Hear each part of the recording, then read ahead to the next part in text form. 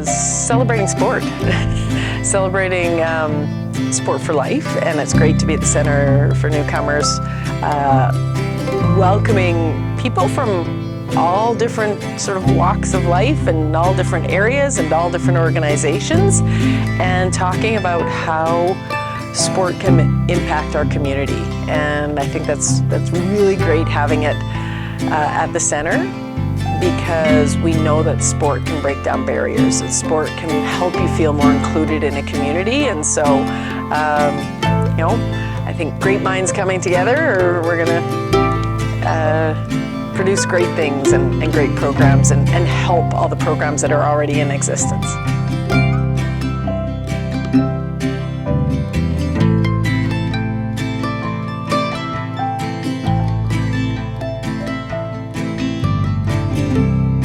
I would say for leaders in this area, in this work, just to have awareness around this topic helps, and for there to be a willingness to engage people of color, of other ethnicities into programs and what have you. And also know that it's okay if things don't go to plan, as long as there's a willingness and a desire to encourage other ethnicities to participate in sport and physical activity. I'd say that's the biggest thing we want to see.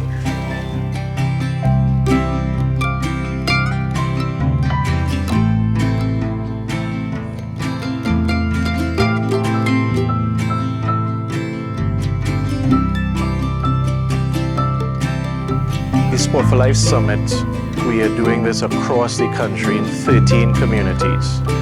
We have a really good partnership with the Center for Newcomers, and we are doing a federal initiative where the Center for Newcomers are co-creating projects and initiatives bringing the newcomer perspective.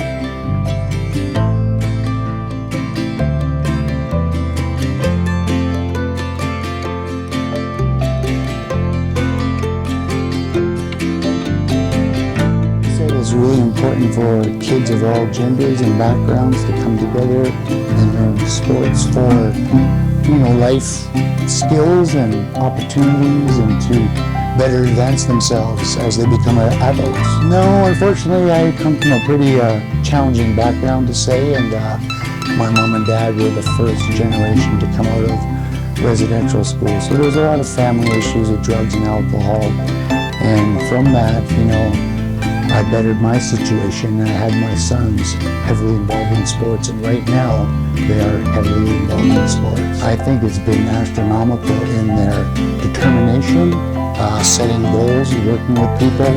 Whenever you get together on the sports team, there's always going to be clashes of ideologies and who should play what and who should play where and when, and those are just skills that are transferable, I believe, as they grow into young men.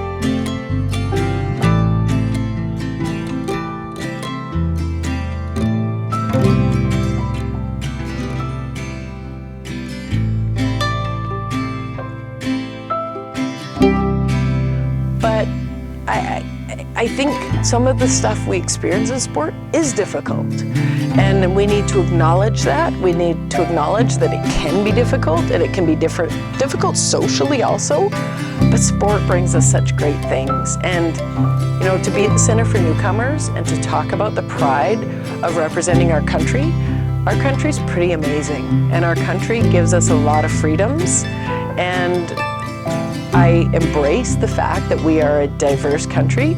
I'm actually a first-generation Canadian. My parents were immigrants, and so, you know, I thank Canada because I got to wear the maple leaf and I got to represent my country, and I want to open up that situation for others to dream about, whether they achieve it, but it's the dreaming about it that's important.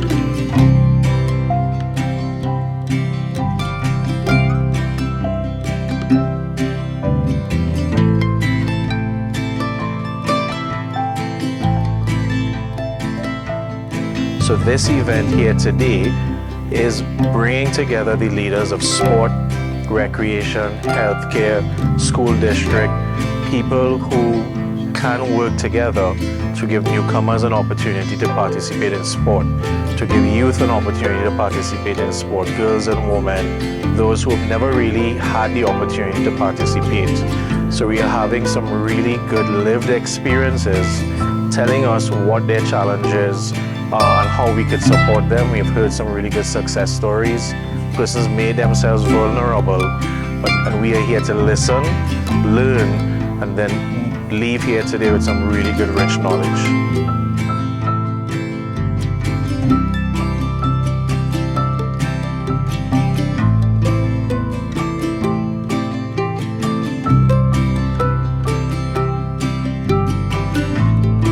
You know, we all cast the same shadow. We all bleed red. We all go through adversity. If you have money or not, the color of your skin, those things don't matter.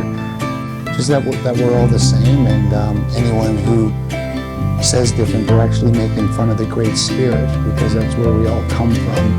Well, in my teachings from the elders and the ceremonial path that I've chosen, that we all come from the stars, and we separate ourselves, and I think it makes the Great Spirit sad, if the Great Spirit can get sad, that we're given that free will as human beings to navigate in this world any way that we choose. And if we choose to look down on somebody because of their appearance, nothing's going to stop us from doing that except for the moral compass that's inside of you. And hopefully I've installed some values into my sons that they don't see the world that way.